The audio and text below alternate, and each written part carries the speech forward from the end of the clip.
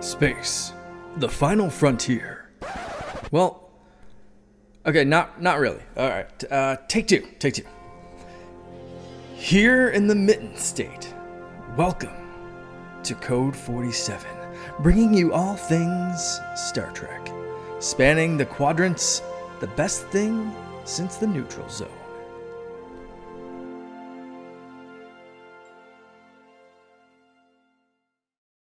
And we are back. It is the Code 47 podcast on the Secret Friends Unite podcasting network, episode 137. I am Charlie Carden, your humble servant, Trek Lord of West Michigan, joined as always by my stalwart companion, my number one, Mr. Peter Stein. Peter, good afternoon. Hello. And we are privileged to be joined by returning guest, Tom Salinsky from across the pond, our British Trekker. Tom, good to see you. Happy to be here. Thanks for having me. All right. Absolutely. Well, we've got a great show for you, as always. We'll be talking about the two latest episodes of Lower Decks. We'll be continuing to talk about Star Trek The Next Generation Season 6. But a couple of things before we get to that, naturally, we always like to talk about our fantastic Patreons, the folks over at patreon.com/secretfriendsunite, where you can try out all of our wares for our regular shows. It includes ad-free shows, early shows, including the one that you're listening to drops at least one day early if you're a Patreon. Great bonus content. Peter and I do a great show called The Facts Geek Life, where we're talking about Ron Moore's Battlestar Galactica over several segments. And you can try all that out for free by visiting that website. And then it's as little as $2 a month to keep going. We would absolutely love to have you on board. On our besties level, we have my friend Derek Trevelyan, the figure dude, my wife's wonderful hairdresser, Francie, Mr. Xbox Expansion Pass, Luke Lohr, and my Uncle Tim. Very grateful for all of them. The Friends with Benefits level is John Sedorf. The awesome Phoenix Sisters cosplay, Kelly and Crayley. Brendan Myers, Corey in HD, Matthew Keel, and at the top of the pyramid, for whom with there would be not, I screwed that up, the awesome Nias family of the Twin Cities, Sean, Stella, and Henry. We are very grateful for each and every one of you. Again, patreon.com/secretfriendsunite. Free trial for 7 days. And as I said, as little as $2 a month to keep that rolling. We would love to see you there. So, all right, let's pass into talking about the news. And unfortunately, we have a passing to talk about. Actor Tony Todd, very famous for being Kurn, son of Moog, brother to our beloved Worf. And then later, I'm forgetting the name of the character that he passed into. Anybody remember that off the top of his head? We needed to change his identity in DS9. Anybody remembering? Gold coin. Name off the top of my head, no. Okay, good. What about you, Tom? You wrote a book. Over that. I know. I remember him best as grown-up Jake Sisko. Yes, Visitor, which is absolutely amazing. One of Star Trek's finest episodes. Yeah, such a stunning episode. And I think was he also a Hirogen? Yes. Yep. My goodness. Hard to spot underneath all that and Michael Westmore latex. But yes. But when I think of Tony Todd and Star Trek, I don't think of him as Kurn. I do think of him as grown-up Jake Sisko, I'm afraid. Right. You know what? I can't disagree with you, but I was lodged in thinking about him as Kurn because I'm such a big fan of Ron Moore and all of his, that was character he created because that Matter of Honor was it Matter? No, Sins of the Father was, one of his episodes. Rodek, by the way. Rodek, thank you. But I remember he was like son of Nagra because I thought Nagra was a really weird name for someone. So that part stuck in my head, or I thought it was. That was a Klingon name somewhere. If you go to Memory Alpha, Nagra is totally a Klingon that's out there in one of those episodes. Just, weird bits of whatever that floats around in your head. But according to this article, Tony Todd, who was 69, passed and no cause, passed just over the weekend. We're recording this on a Sunday, passed with no cause of death reported at this time. So roles and goodness gracious. Roles in shows like Night Court, which is my personal favorite sitcom back from the 1980s. Regular role on The Young and the Restless. I had no idea. A show called Black Fox with Christopher Reeve. Homicide, Life on the Street, recurring role. And the spy show Chuck, which was very enjoyable. I've not watched it in a number of years. But he was the king of the guest role over on CW. The Flash, Stargate, Xena, Smallville, etc. And also was in, as recently as 2023, the Spider-Man 2 video game. He was Venom, which touches me because I'm a big Spider-Man fan. So he's loss. He's in huge Final loss. Destination as well. He was Sort of, it's the corner exposition role. Yeah. And you've got to have somebody with that level of movie star charisma to just come in and go, okay, guys, let me just lay out how this movie's going to work. And not have that make the movie grind to a halt. He's brilliant. Yeah. Was brilliant. Absolutely correct. Peter, do you have a particular role or Tony Todd moment that comes to mind for you? I mean, I just really liked him as Kurn. I enjoy the bit where he's Jake Sisko too, but I really like the interaction with Worf and everybody with Kurn. Right. Yeah. No, there was I will not mention it by name, but there was a fan production that he was in. He did a really, really good job with. Comes to mind, yeah.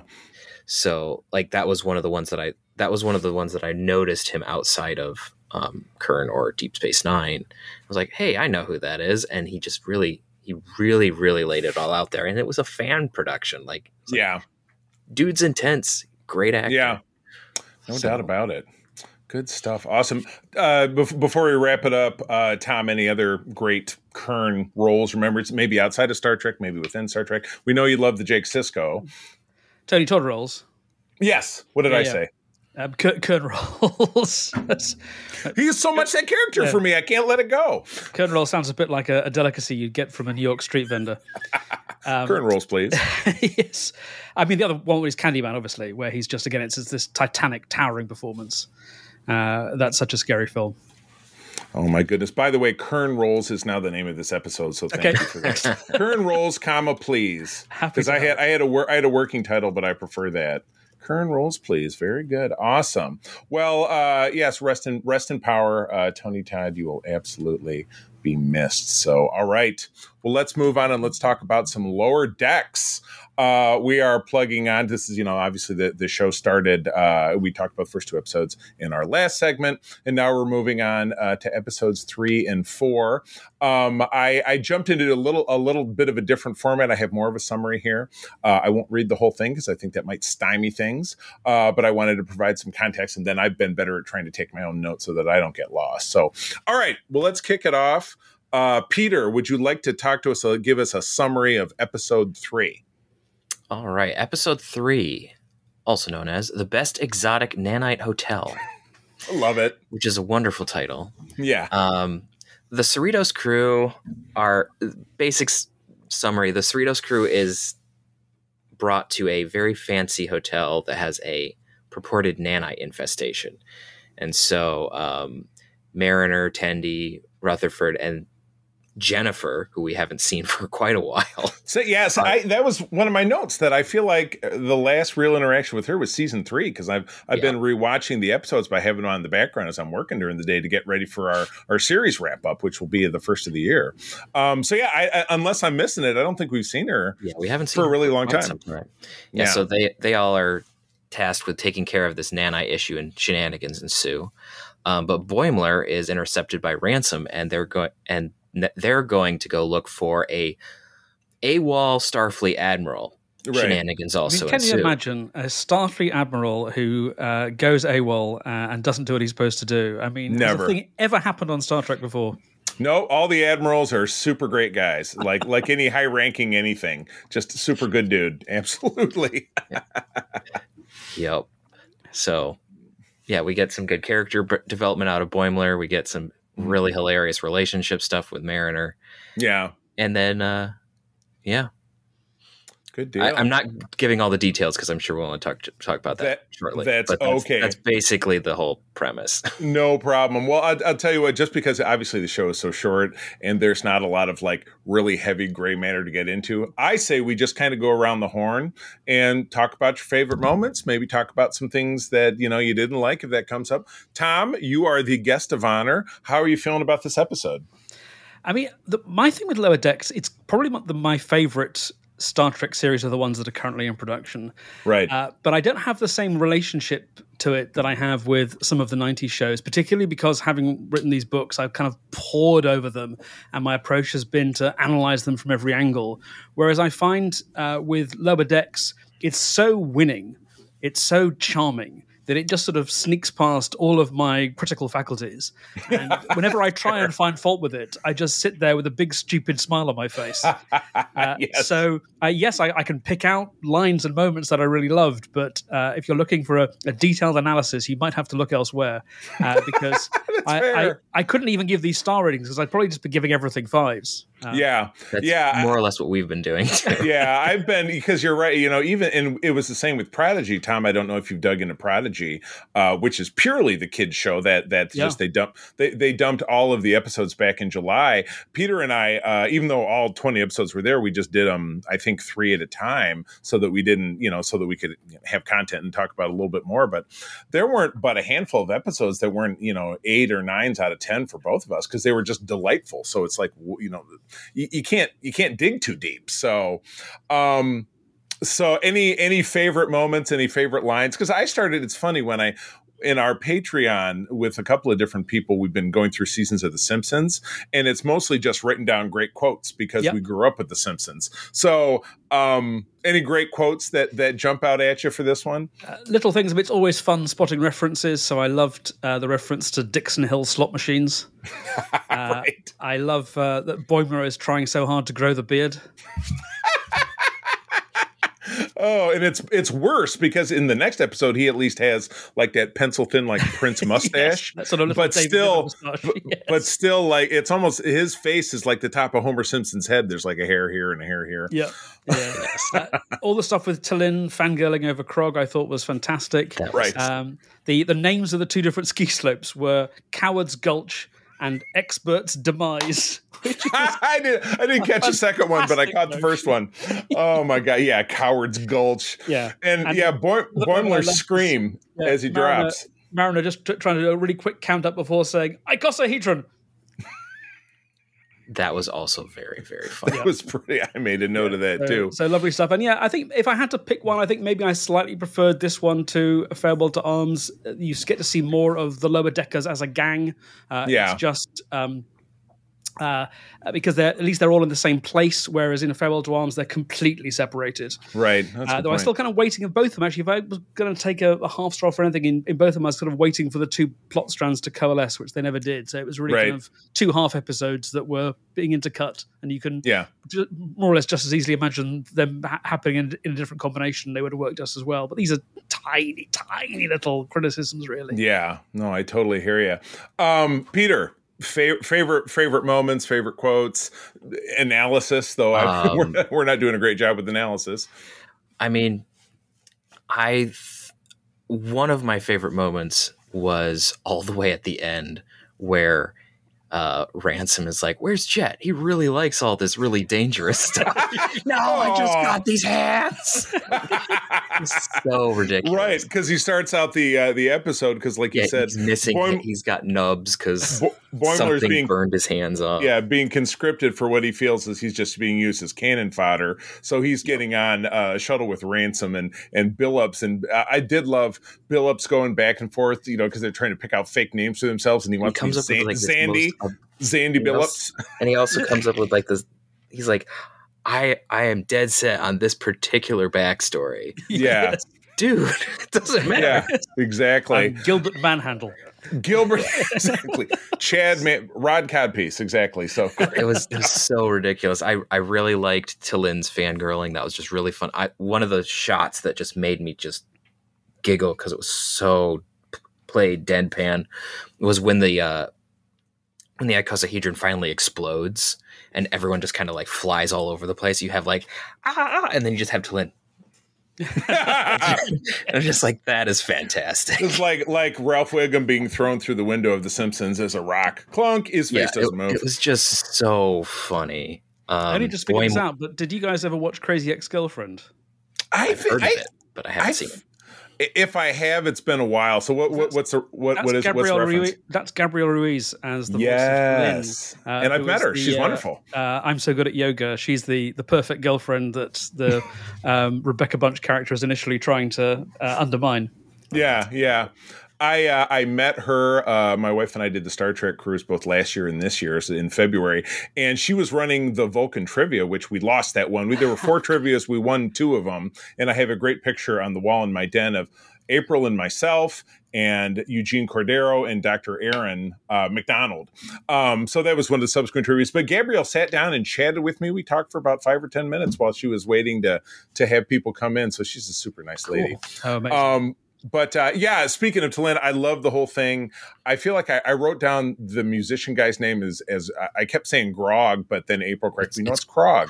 Yeah. It's Krog. But it was pointed out in something in social media on Threads or whatever that his vibe tubes, that was a legit reference to Picard's Café des Artistes holodeck program in season 1's We'll Always Have Paris. And I was like, what are you talking about? Because there's a dude. Loves this random deep dig. There's a dude as Picard is talking to the maitre d' who's standing there holding that thing. Wow. So random. Oh my God. So that was pretty great. And yeah, Krog, I thought was kind of like he was kind of like Star Trek's Jimmy Buffett, because he was like, he had this weird he obviously had this weird following of people. But yeah, vibe tubes, because vibe, you think about parrot heads or whatever. So I grew up on Jimmy Buffett, which if you're not at all familiar, Tom, was a feel good country rock kind of musician guy that, like the Grateful Dead, had this huge following. People would follow him all over the country. He passed away last year. So it's very sad for people in my family. I was never much of a fan. But regardless, I was looking at my notes. I did like, there was they were talking about because they're on a space station that's a big hotel, and they're rambling through all the different like amenities, and one that Mariner mentions is the underwater dry park, because it was the overwater wet park or something. It was just like, what does that even mean? There's a water park and an underwater dry park. I don't know what that means, but we're going to find out. Exactly. We get a reference to when Ransom points up, and when they track down the Admiral, like he's up there, and it's the Para Mountain. They played the swelling theme. I thought that was pretty cool. Oh God! It's just Boimler going down the ski hill, and he comes up on an alien. Was that a Kazinti, like from TAS? I don't think that one was. No. Yeah. But whatever it was, Boimler grabs him, and he's like, "Stop! You're grabbing my genitals," because he's got the 2 humps on his back. Oh yeah, that's not a Kazinti, but it was. Yeah. Oh, gotcha. And the Admiral was funny. That establishing shot, he just looked like Brando in Apocalypse Now, Colonel Kurtz. And his lamenting over milking space whales is just so ridiculous. I can't even picture how somebody could be responsible for that. Oh, even better. It's like we will die over this. That's not what I'm here. I'm not doing that. Bye. Yeah, no kidding. What was the last one I had? My one little nitpick is that when they find the little Intrepid class ship that's at the center of the nanites, they zoom in on the captain. She's wearing one of those TOS like female uniforms. It's a one piecer with the collar, with the kind of the TNG TV show badge, which wouldn't have necessarily kind of coalesced with the Intrepid class, which launched right when TNG ended, and they changed the badge. But who cares?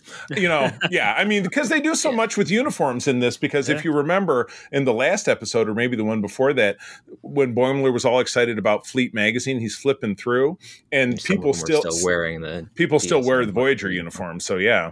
So I don't know. I'm a uniform guy. What can I say? So, all right. The other thing is that Intrepid was from a parallel dimension. So that's you can use, just like with Marvel, you can use that to justify many crimes. It's the multiverse. It's always the multiverse. Well, in this case, it was so exactly correct. So, which was also funny because it's like, where'd the nanas come from? They came from this little ship trying to figure its way out, and now the Admiral, who has never had any other thing to do other than milking space whales, is now going to be in charge of trans-dimensional travel. Gotcha. Cool. He finds his purpose. All right, Tom, I know you said that you didn't necessarily feel like you could rate this one, but if you were to give it 1 out of 10, just a stab in the dark. 9.5. 9.5 is good. I like it. Peter? That's probably about where I would put it. Maybe a 9, just because some of the Jennifer and Mariner stuff was a little bit kind of like, cringe for me. Little draggy. Yeah, I well, it wasn't draggy. It was just like, oh my gosh, it's a little cringy. It's like, I knew that we broke up. I was just trying to get you to admit it. It's like, oh yeah, gosh, character drama. It's funny. Don't get me wrong, but at the same time, just right. No. I probably deducted, I gave it an 8 out of 10. I probably deducted a little bit more for exactly what you were talking about, because for me, it was a loose end that wasn't a loose end. Because again, you got the final season of a show. You're trying to make sure things are as clean as possible. But again, bringing back the nanites, and oh God, that was another one of my favorite lines. Let me scroll back up to my notes. Just nanites in general, they had been seen or heard from since Shelby's derisive snort, nanites, in the Best of Both Worlds Part 1. So I'm like, that was 1990. You know what I mean? So that was that in essence to me was very pleasingly inside baseball, and of course the vibe tubes, because I mean, I'm pretty well steeped in everything, but I was like, oh, that's a random thing they put together, and it was a reference. Oh my gosh, no, it was so crazy. So well, cool. Okay, I'll tackle episode 4. And I was talking to both you guys in my notes. Usually Memory Alpha's right on the button with the little summary and everything, but they didn't have one until I was messaging both you guys this morning. And then I turned back and somebody had started a page. So I wrote up a summary myself, not that it really matters, but my summary was, and it's very short, so that helps too. Mariner and Boimler are on the Klingon homeworld to help a disgraced captain regain his command. Back on the Cerritos, and the B story was better than the A story for me by far. Dr. Miglimo faces down a pair of fellow, I want to say Kolakans? What is it? So this is a gag about bird and other animal orifices. The Kolaka. I know exactly what it Kolaka. is. Yeah. Well, I gather from a little bit of Googling that it's spelt something like KLOWAHKAN, something like that. Exactly. I looked it up too, and that's what's in my notes. Yeah, exactly. But yeah, a fellow pair of the Kowakans whose snobbery throws him into this emotional crisis. Guest star is Discovery's Mary Chieffo is Kalara. Again, somebody I met on the cruise. Lovely lady. So let's get started. Tom, tell me how you're feeling. Did we already know this about the Cloacans and their desire to explore the universe and seek out strange new meals? I don't think so. First time we heard this particularly laid out. We knew that Miglimo made food puns all the time. But we didn't know why. And now we know why. Exactly correct. I just thought this again was absolutely delightful, and the way that's threaded through all of the details of their society, even to the point of the amuse-bouche you get on entering prison is the last tasty morsel you'll ever have. It's just completely delightful. I just absolutely loved it, and the way that they molt and kind of fluff up when they're experiencing stress. I just thought it was terrific. As far as the other strand is concerned, I mean, one of my complaints when I rewatched TNG is I felt I wasn't quite as invested in all the intricate and arcane Klingon rituals as, say, Ron Moore, but then is anyone as invested in Klingon rituals as Ron Moore? So I actually had a very good time seeing that satirized here.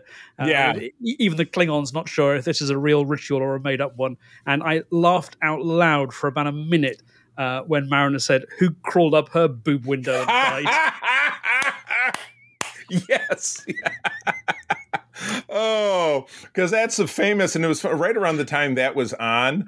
I'm a big Marvel Comics guy. In the Fantastic Four, the Invisible Woman got a very similar skimpy outfit with the boob window, and it was just like, what are you doing? Just knock it off. Oh, gotcha. Peter. I thought this episode was hysterical. I liked the food stuff. It was really, really obnoxiously funny, especially all the drama. Guard, catch me while I performatively faint. That was one of my I wrote down as well. It was just like, oh my goodness, that's it was so akin to Mr. Burns saying, "Smithers, throw this at him." It was so funny. All the ridiculousness.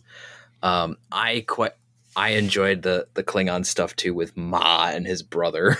Yeah. Oh my God. Yeah. Swine. Yeah. And they're Targ farmers. Yeah. It's just so funny how they're Targ and Gach farmers, and like you see like, oh, this is how we make blood wine. We squash Gach. Oh, okay. That's new. That's basically like squishing an earthworm and getting wine out of it. That's yeah, just, it was doesn't just work. so ridiculous. And like they cut all of the opening credits to just be this like melancholic Klingon thing of Moss suffering on his farm. Oh my It's God. just so obnoxious. And we do get a Klingon return from episode like 2 of season 1. Oh, right. Yeah. Mariner, it was Ford. the ambassador that she was shuffling around, and Boimler was so nervous. And they just got into crazy shenanigans. Yeah. And it was also really great with Boimler getting super obsessed with the Klingon rituals and everything. It's like, oh, I'm so excited I get to do pain sticks. Like, why would you be excited to do pain sticks or get punched in the face in a Klingon pub? It's not quite the same Boimler that we saw in the last episode, is it? No, it's not. His enthusiasm has triumphed over his cowardice rather magnificently. Yeah. He's going I do love that she pointed out that he was going through a phase, and I'm reminded of like how you would talk about like a teenager going through a goth phase or something, you know what I mean? It's like, oh, it'll pass. He's just, dressing all in black and painting his fingernails and stuff, and it was the kind of thing. Which kind of felt like them making fun of the fandom to a certain point where we were like, in the 90s, it was like, all Klingon culture, everything. And so I get it. It's pretty funny. Well, one of the best parts where that was illustrated is when they were there. Obviously, they're in that first scene in an early act, probably act 2, where he's being thrown around the Klingon bar, and he's just like, hee. It reminds me of, Peter, I've told the story before, when I was on I keep going back to talk about the cruise, but when I was in when Bill Shatner was on stage, I think it was the first year we went, and I stood up and asked a question, and I mentioned something in my question about the Next Generation, and he just blew up at me. Why would you mention the Next Generation? That's why they stopped making our movies. And I was just like, I was so excited. I was like, please scream at me. This is a highlight of my trip. Oh my goodness. So it was great to hear Mary Chieffo, because again, she's a great lady. But those I kept screwing up the name of the Kalakachans, Miglimo's people. I keep screwing them up. I do love when they show the outside shot of the oversight committee, and I was like, is that a floor of the building, or is the whole building about oversight where they just had people doing paperwork?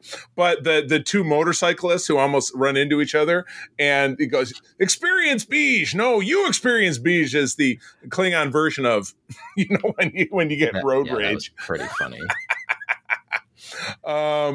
Something I love the expansion of the Age of Ascension ritual with the pain sticks. They turned it into like 4 layers of it, and Boimler's like, this is just as Klingon as hell.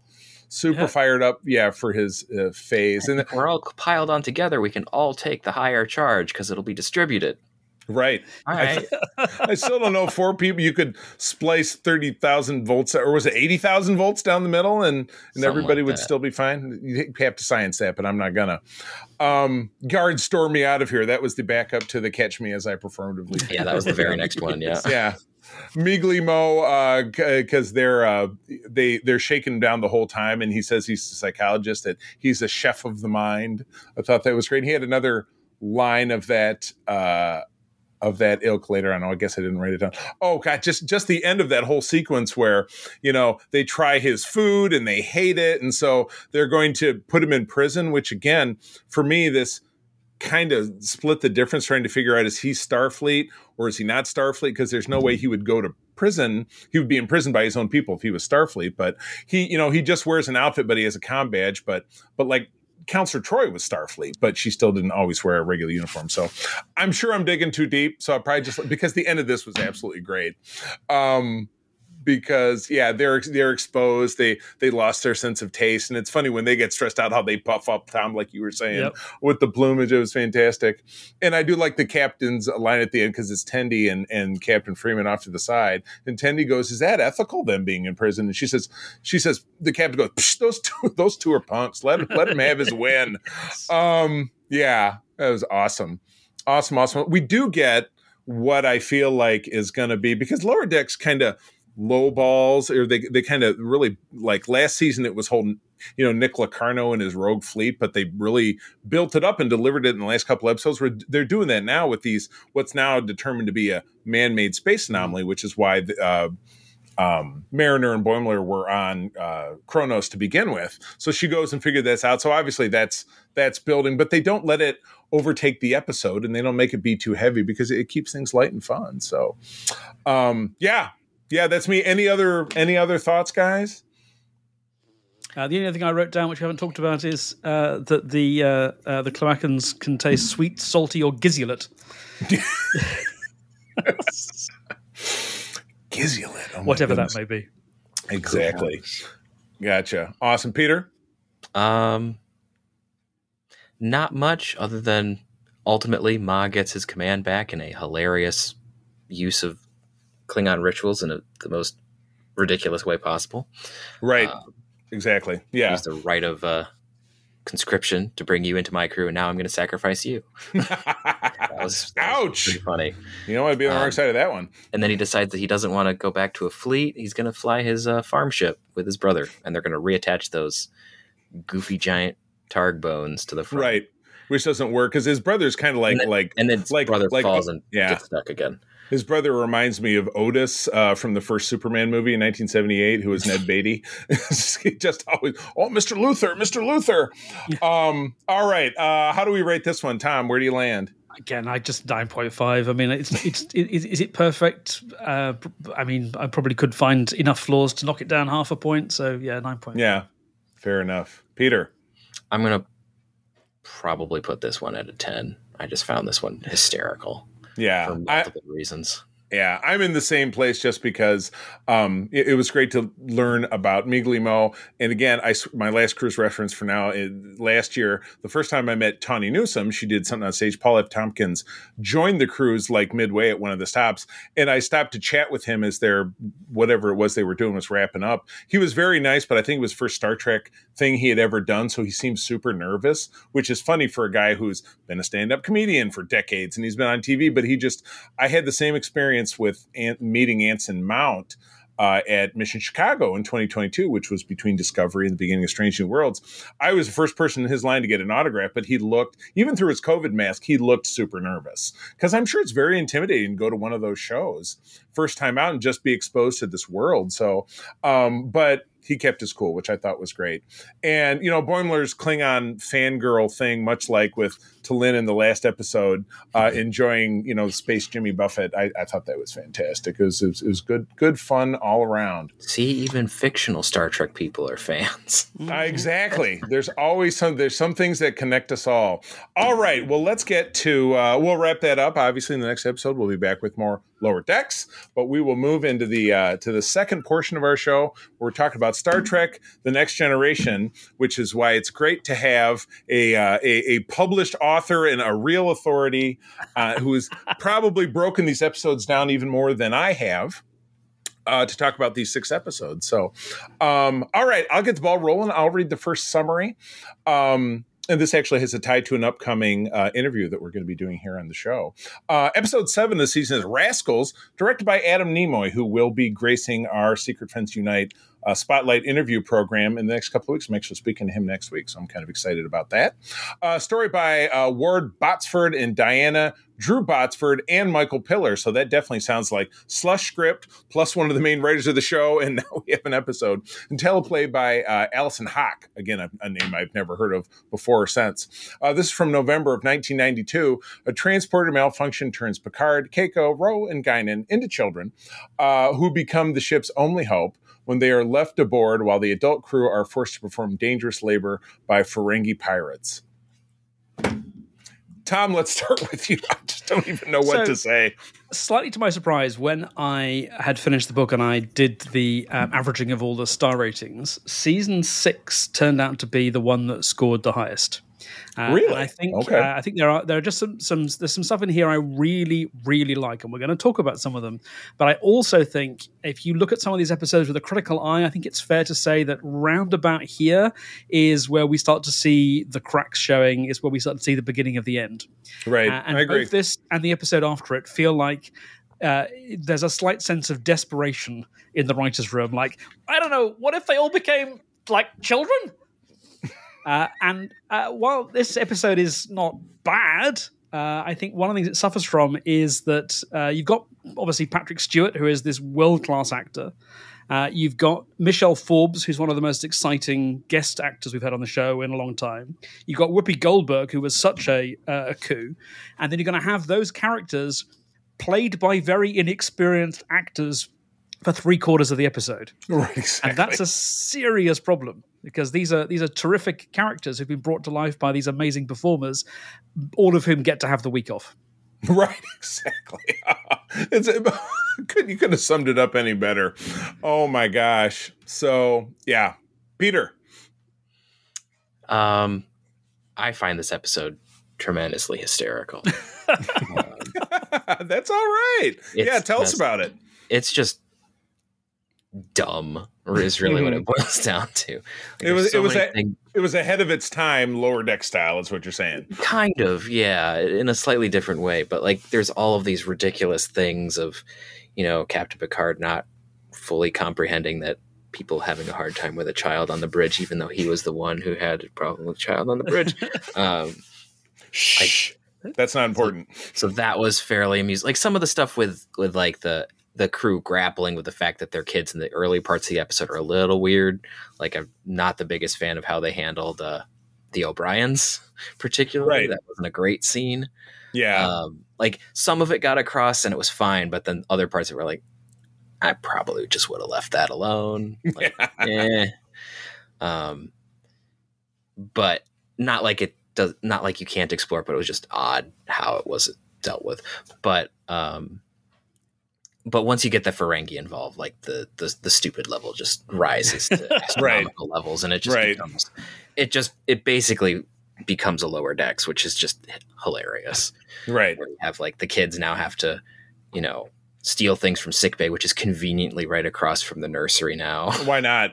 It's easy to get to. And then Alexander's toy is a Roomba, and he can use that to get around. That was pretty funny where they use the Roomba to go bump people with a communicator, play tag, hit communicators on their back, and engineering beam them to the transporter room, steal phasers, and like. Yeah, it makes absolutely no sense, but it's really funny. Or one of my favorites. My favorite part pretty much of stupid was Picard's whole shtick of Riker is my dad. That was so ridiculous. Bad. Yeah. I want to see my father. No. And it just keeps on going. And Frank's like, no, I'm done with this. Oh my gosh. And takes him to him. And then there's this whole conversation. He's my number one dad. And then you have Riker trying to bullshit his way to unlocking the computer in this. That was good. You do know what a kiloquad ramostat is, don't you? There's these Kelelactrals that do this, that, and it's like, Riker. I know. I'm not stupid, human. I'm not stupid, human. But I'm sitting there like, I mean, I love technobabble, and that is some masterful, absolute bullshit that makes no sense. Like that was fantastic. They're working on nicely, though, aren't they? Because you've got a scientifically gibberish problem to which the solution is going to be more scientific gibberish, and then it's a plot point that one of the characters is making up scientific sounding gibberish to fool the bad guys. I mean, it's kind of a little like wink and a nudge of like, all of our stuff is fake, but here's even more fake stuff. Yes. We're taking it down to the sub basement. Absolutely. Yeah. The only thing to me that was like, oh my God, this is so convenient was I felt like it was like B-roll special, like we're trying to, because this was a bottle show for the most part. Mm-hmm. The only sets they had were standing Enterprise sets where if you have the nursery, you just move this desk over here and put this thing over here, move this panel over here, and then the shuttlecraft, and then like the cargo bay, and then all the regular sets we see. But then Ferengi privateers, who they're wearing the regular Ferengi uniforms, on 2 Klingon birds of prey that was all recycled footage, and they take over a Galaxy class ship.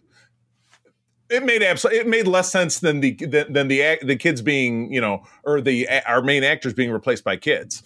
It was just like it was a dumb, but what else they were going to have to do something ridiculous to further this plot at all. And calling them rascals doesn't even, it says, you little rascal, it doesn't really speak to the plot that much. So, I'm kind of with Tom on this one. It was to knock out Patrick Stewart, Michelle Forbes, and Whoopi, it's like, what are you doing? It doesn't necessarily make any sense at all. There are super fun parts, I'll agree with you, but I remember even watching this one, and I was 16 watching this. I was like, oh man, I hope it gets better next week. Yikes. Oh my goodness. In my opinion, it does, because then we lead into talking about episode 8, and Peter, take it away. Episode 8. A Fistful of Datas, also known as A Return to Wagon Train to the Stars. Directed by Patrick Stewart. Story by Robert Hewitt Wolf. Teleplay by Robert Hewitt Wolf and Brandon Braga. Aired November 9th of 92. Data's mind is connected to the ship's computer. Your first mistake. Which creates unforeseen effects on the holodeck, which is currently running a Western program. Why would anyone ever use it? Two things. Why would anyone ever use a holodeck ever? Because it's always lethal. And why do they always do top secret super experiments? And this is not one of the worst, because the worst is in that episode where they're testing a phaser out. And then they're right at the dilithium chamber. Pointed right at the warp core. So it's like they just, it's a big ship. Find a different room. But anyway, all right, Tom, the Authority. What do you think? I think I might be a bit more where Peter was on Rascals with this one, because as far as I can tell, this is equally stupid, if not more stupid, but I have a better time with this one. And I think it comes down to the casting, because I'd much rather watch Brent Spiner doing silly voices for 45 minutes than I would watching inexperienced child actors pretend to be some of the best television actors of the era. Right. So yeah, this again is completely ridiculous. It does feel a bit Lower Decks now you come to mention it, but it's just a ton more fun. Yeah, totally. Yeah, Counselor Durango and Sheriff Worf, and the even at Troy have some fun. I mean, come on, Durango. I'm called Durango. That was great, because sometimes it was one of the biggest complaints at the time. I'm sure this has come to you, or maybe perhaps it's also discussed more than once in your book, is that it was tough to find your two main female characters with nice, juicy plot points and great things to do. I've listened to podcasts and read things about people who just absolutely drag the TNG writers for not giving any decent material to either Marina or to Gates, and this was a rare exception. I thought that they did wonderfully with this as well. So, Peter, this one is another of those episodes that I find delightfully stupid. Like, the plot is very dumb, but there's some good character interactions. Like some really good character interactions, and it's just hysterical to see Brent Spiner as Data doing all of the dumb things, right? Especially when he's the madam at the end. Oh, that made me cringe so hard. But that's not my favorite bit of the episode. No, that is my least favorite part of the episode, to be perfectly frank. But like him spinning the tricorder at like a gun in a holster, or spitooning the potted plant in the conference room, or even when they first meet him, it's like, Data, you're not supposed to be here. What do you think I am, boy? And like all this just ridiculous stuff. Or oh my gosh.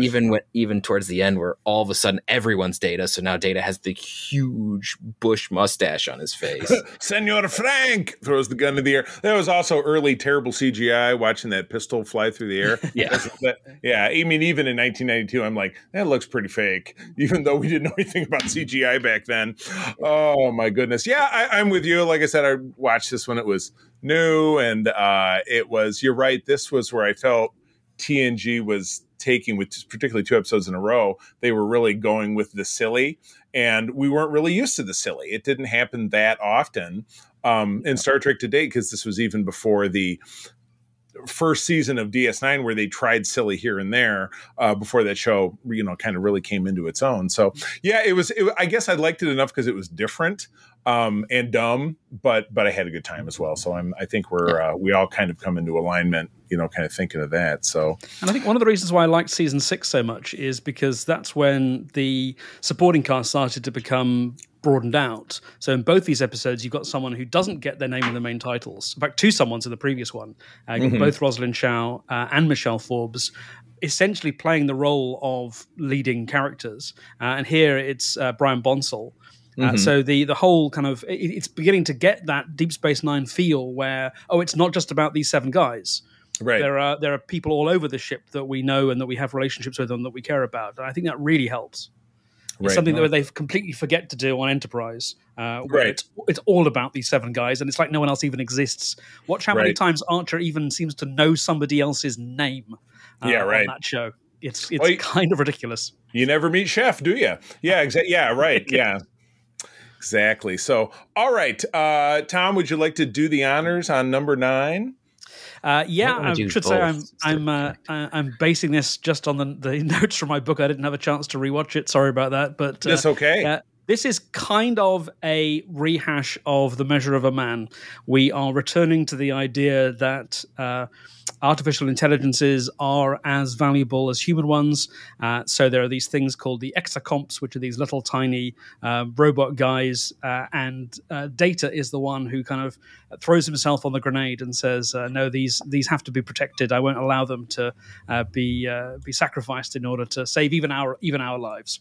Mm-hmm. And this one for me is like a near miss, because there's good stuff going on here, and it is again and again and again undermined by the production design, because I just can't get past how silly looking the exocomps themselves are.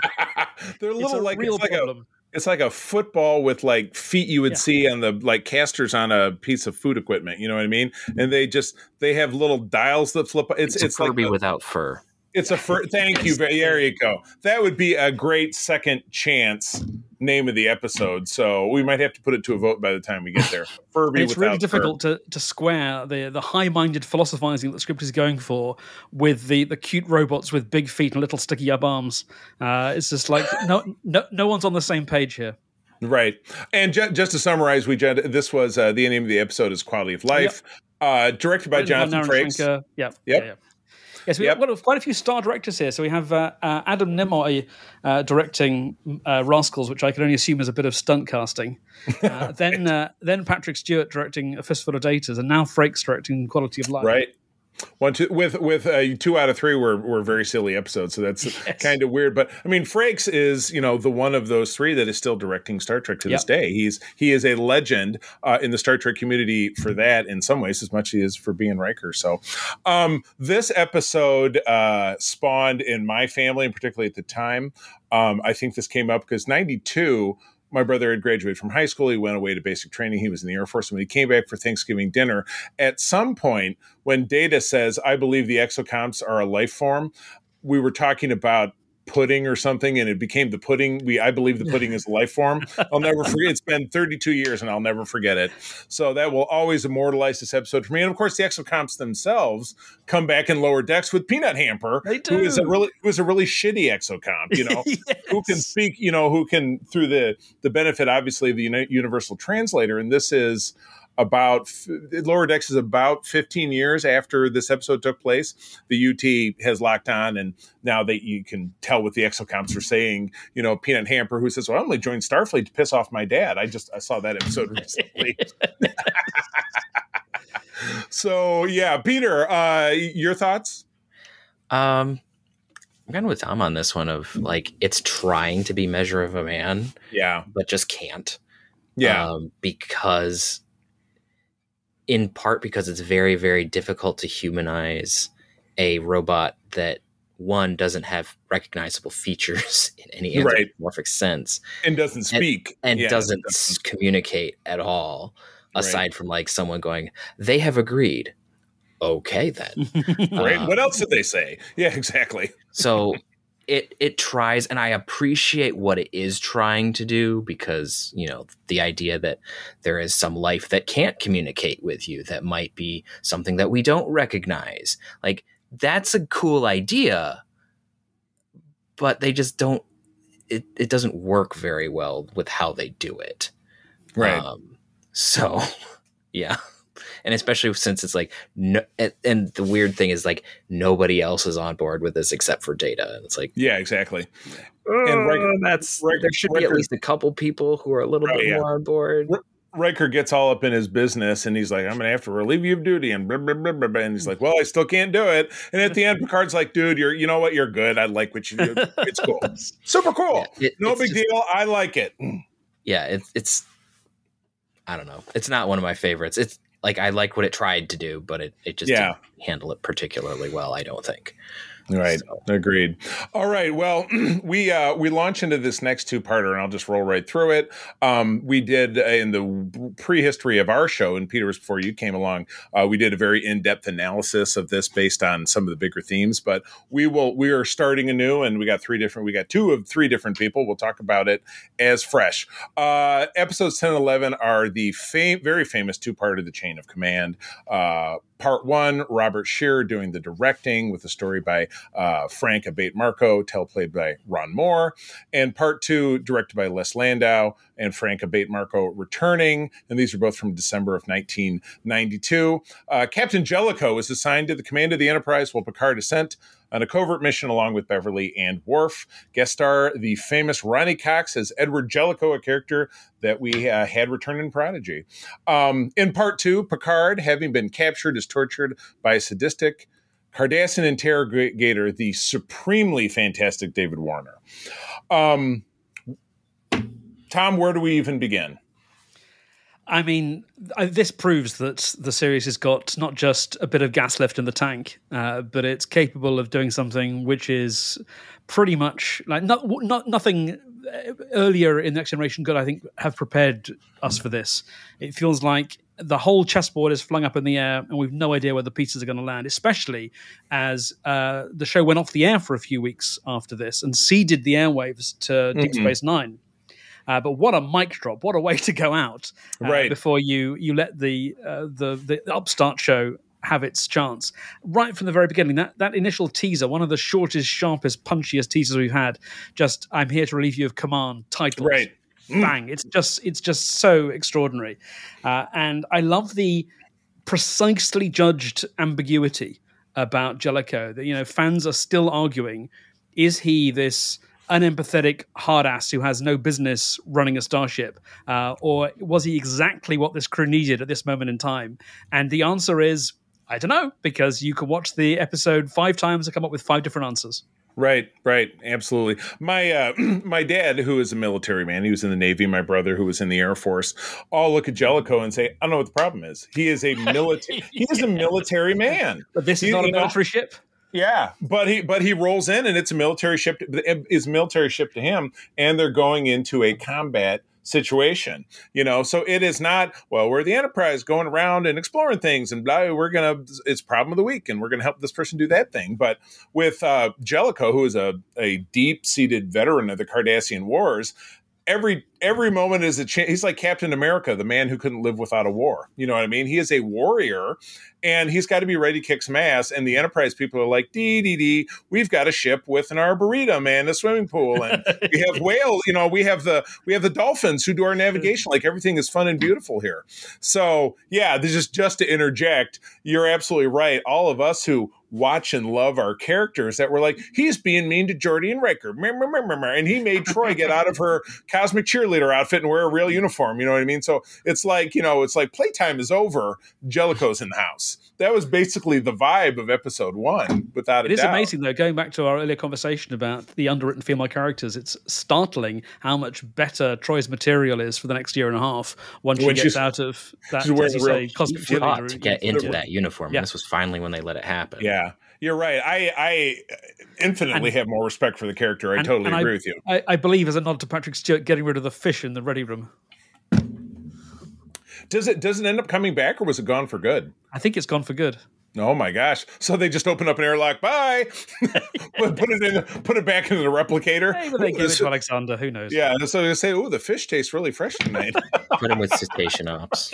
Yeah. Oh yeah. You're right. That would be the most humane thing to do, without a doubt. But yeah. So anyway, Tom, please continue. That sort of got to the end. But I mean, yeah. Part 2.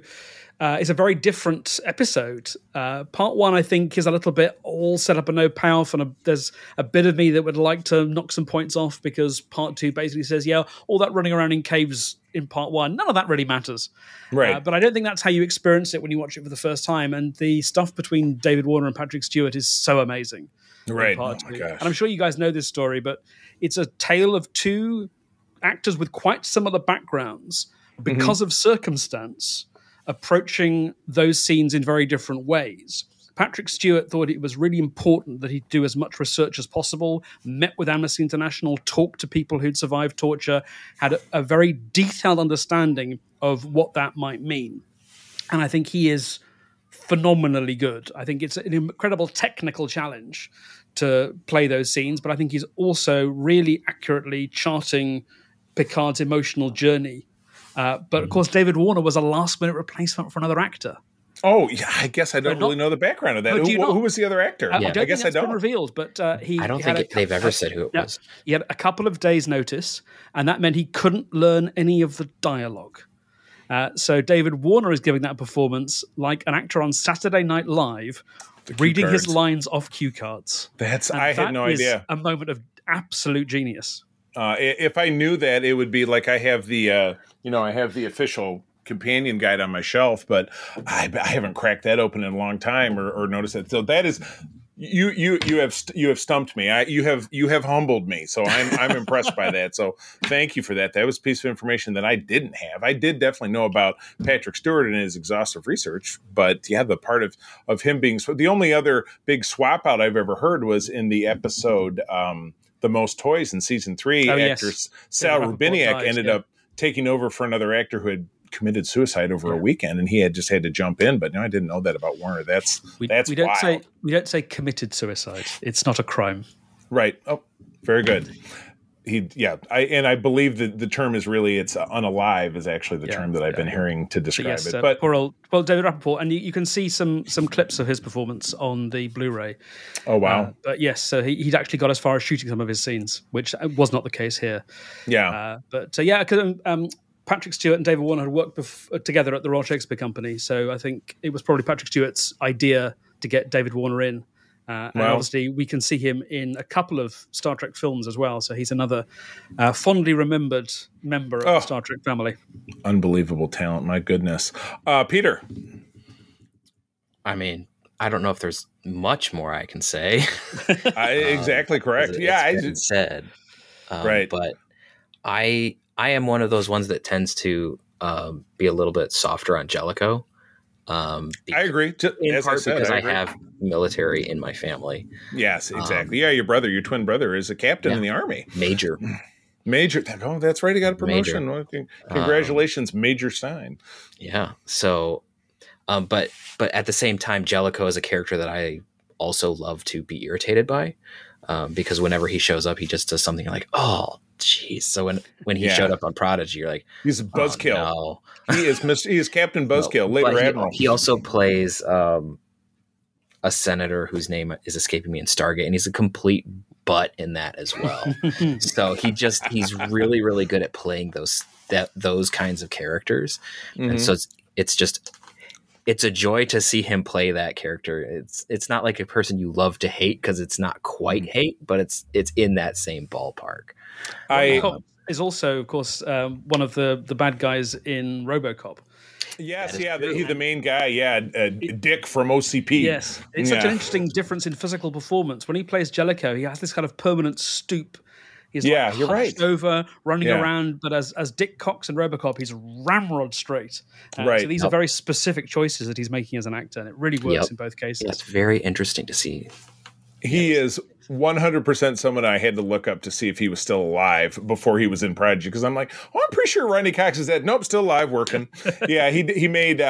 Just a legendary actor. He was the police captain in the Beverly Hills Cop movies. Again, referencing back to the '80s, and I think he had a turn in Dexter, which is a show that my wife loves, where he was a serial killer.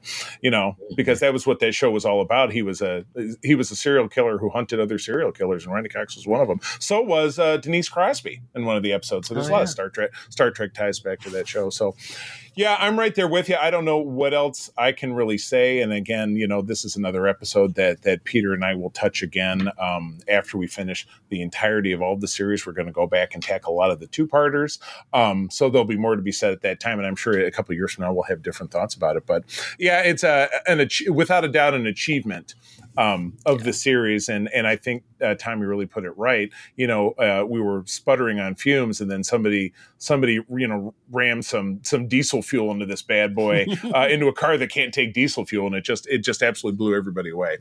Probably a bad analogy to say that it blew everybody away, but yes. I think you get where I'm coming from. But well, cool. All right, let's move on. We got a couple of kind of questionable episodes to go, but I always try to find a little bit of good in everything. But Peter, number 12 is you. Number 12, Ship in a Bottle, directed by Alexander Singer, written by Renee Echeverria, aired January 25th of 93. Barclay, in his infinite wisdom, accidentally awakens Professor Moriarty on the holodeck. Who uses the powers at his disposal to, once again, coerce the crew into finding a way to allow him to leave the holodeck. Guest star Daniel Davis as the man, the myth, the legend, Professor Moriarty. Yes, indeed. This is, before I toss it to you, Tom, a side note, the first episode of TNG to air after DS9 dropped on January 20. So this was just the next week.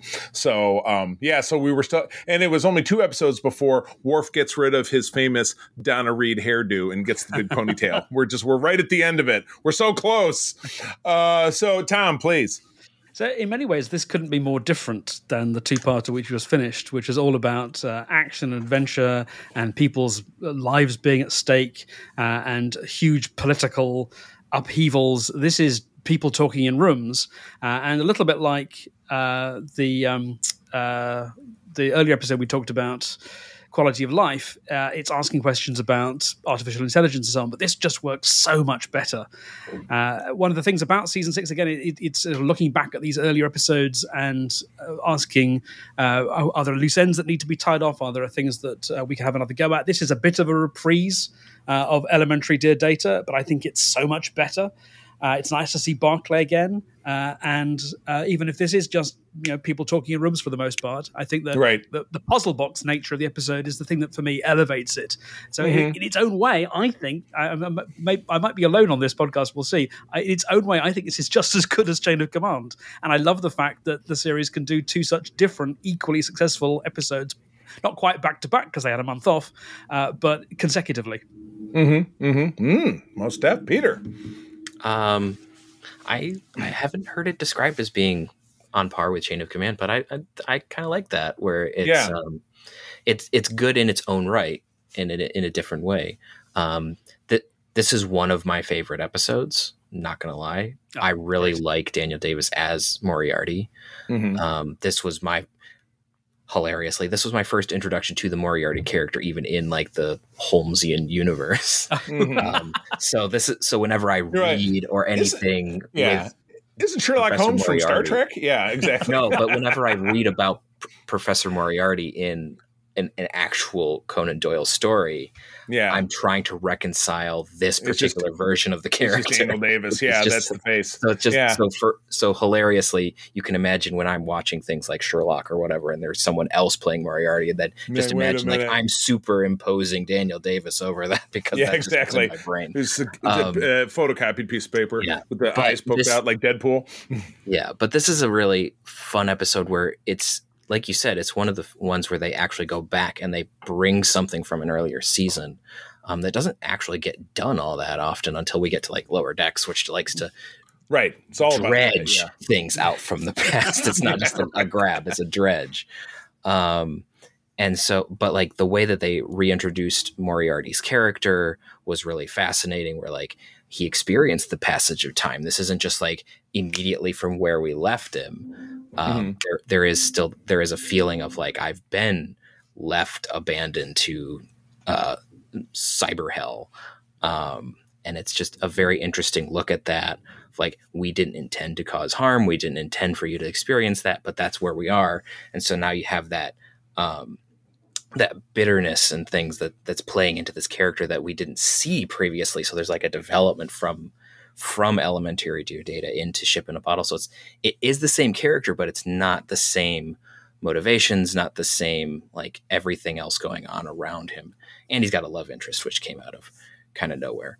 But so that's an interesting twist. But But the puzzle box where you're trying to figure out where, like, what's going on, they are, why the transporters aren't working. I mean, in my brain, when they first pulled out the pattern enhancers, anyway, it's like we're beaming stuff off the holodeck. That's not going to help. What are you doing? Yeah, right.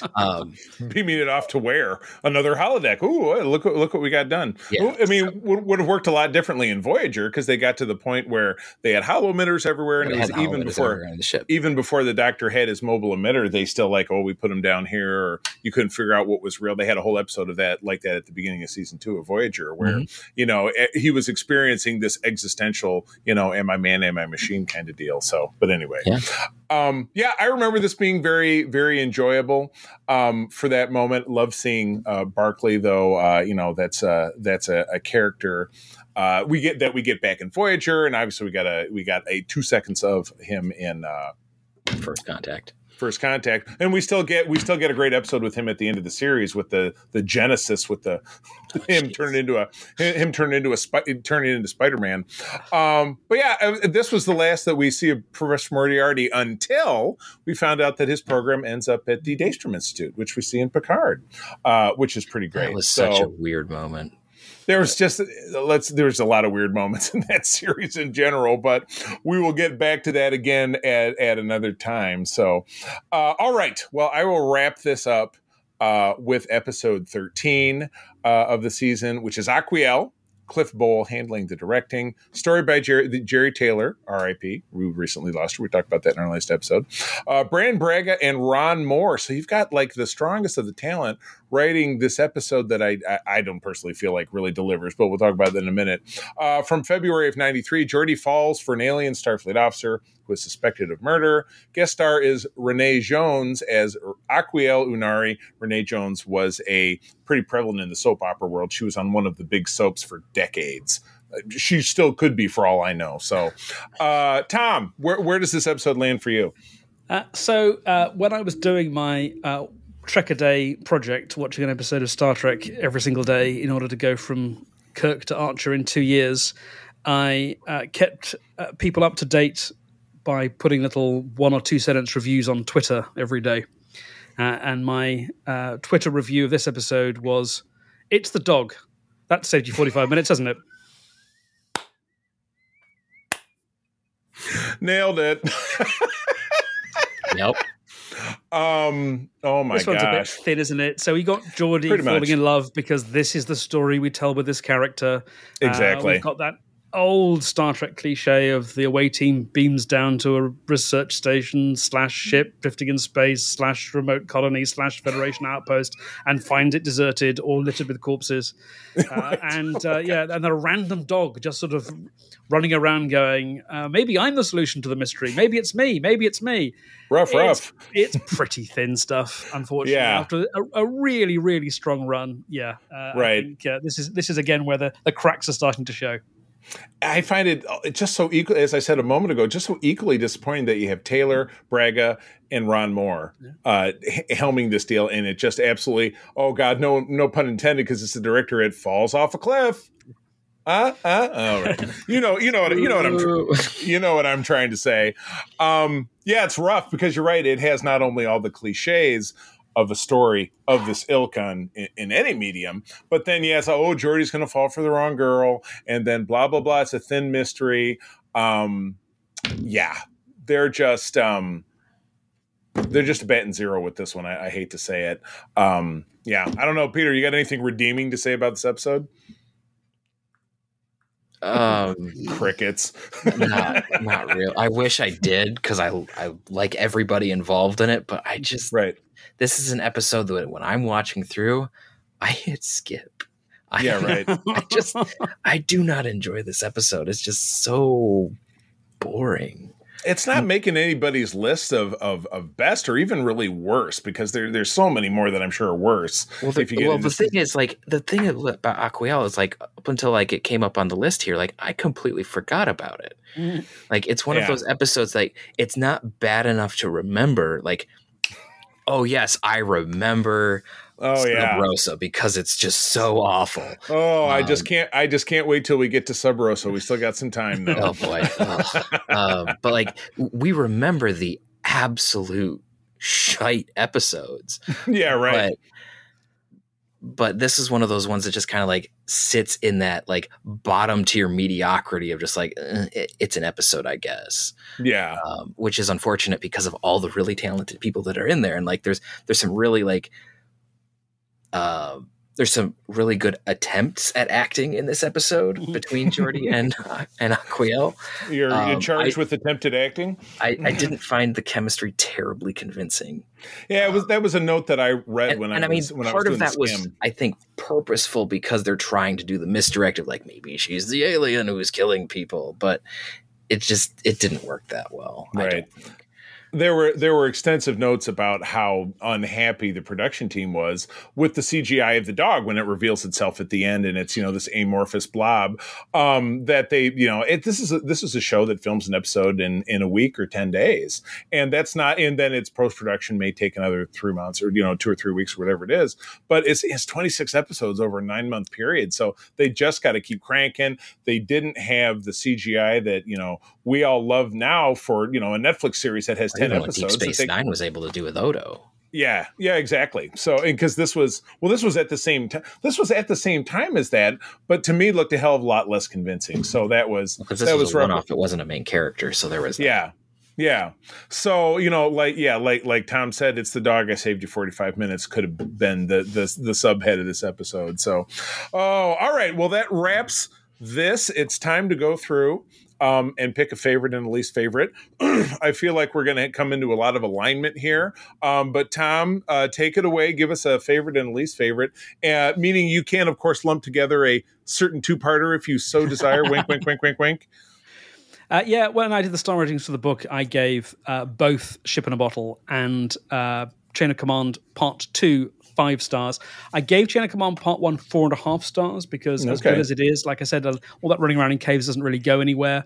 True. But a star rating is not a precise instrument, and I think out of those 3 episodes, it's pretty clearly Chain of Command Part 2, which is the absolutely outstanding installment. Everything about it is just so good.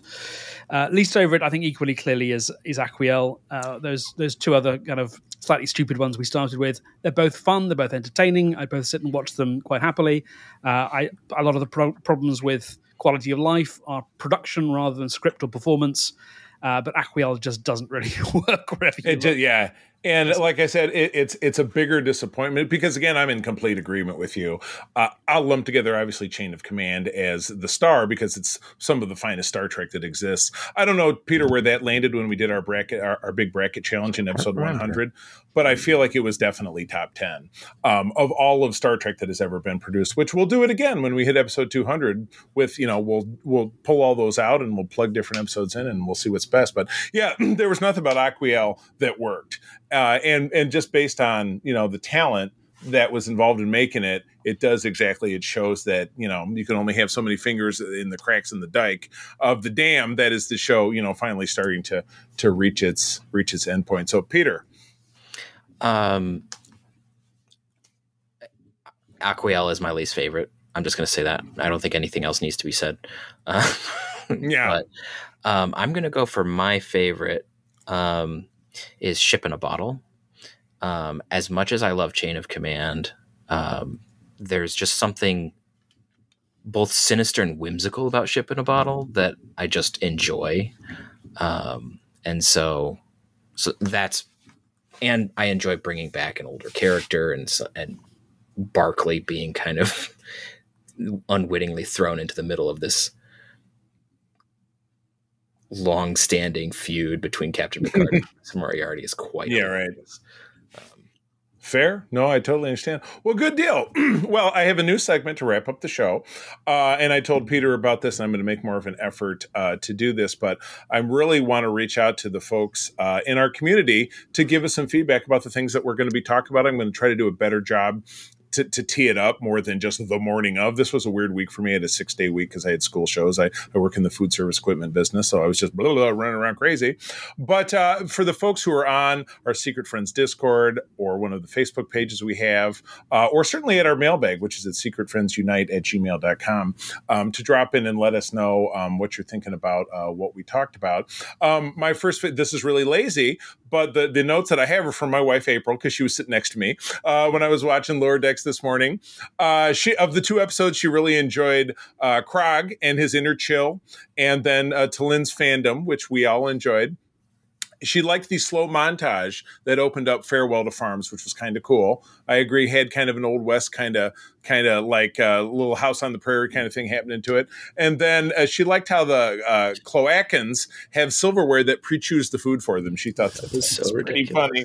I did. So I agree with that. So thank you, April. April, who records one of our Patreon shows with me, will actually be joining Peter and myself when we do our Lower Decks series wrap-up around the first of the year. So you will hear from her yet again. But with that, we have reached the end of our program. Tom, so good to have you back. And look forward to having you back many, many times in the future. Where do people find you out there, and what's going on with Tom? I'm on Twitter at Tom Salinsky. You can find my blog and other bits and pieces at tomsalinsky.co.uk/blog. Among the things you'll find there are Star Trek Discovering the TV Series, Volume 1, which is out now, Star Trek Discovering the TV Series, Volume 2, which will be out at the beginning of next year. And also, if your taste for science fiction extends to the British and the comedic, Red Dwarf Discovering the TV Series, Volume 1. Gotta get around to it. Gotta get around to it. Yeah. Awesome. Very good. And Peter, where do people find you? You can find me around the interwebs at Petrus Aquinas. I'm not terribly active, but if you ping me, I might say something. You can find me on Discord. You can also find me on ELH's channels, Twitch and YouTube, playing a Cardassian science officer. Ooh. And you can find me behind the scenes at Starship Excelsior. I love it. Good stuff. Well, I'm always easy to find at the same places. I'm in Threads, and I'm on Instagram as @the-C3, TheCeeThree. Spell that out, but I spend a lot of my time over on Discord. Our Secret Friends Unite Discord is a great place to have fun and friendly conversations about geekdom of all types. And then the United Trekkers of Michigan, which is just a little Trek-based Discord that we run for folks here in Michigan, though you don't have to be Michigan to be a part of it, but we had to call it something. Well, with that, friends, as always, thank you for joining us. I'm going to tell you that sharing is caring, and to keep on trekking. Peace and long life. Thank you so much for having me. This podcast is part of the Secret Friends Unite podcasting network, available on Apple Podcasts, Spotify, and podcast services around the galaxy, as well as video on our YouTube channel. You can support Secret Friends Unite by becoming a Patreon member, get bonus programs and more over at patreon.com/secretfriendsunite. Join our Discord community for even more discussions on all things geek. For all the latest updates on Secret Friends Unite, make sure to follow us on Threads at secret.friends.unite and visit secretfriendsunite.com. Find our merchandise at TeePublic and Redbubble. Thanks for listening, and may the Force live long and prosper.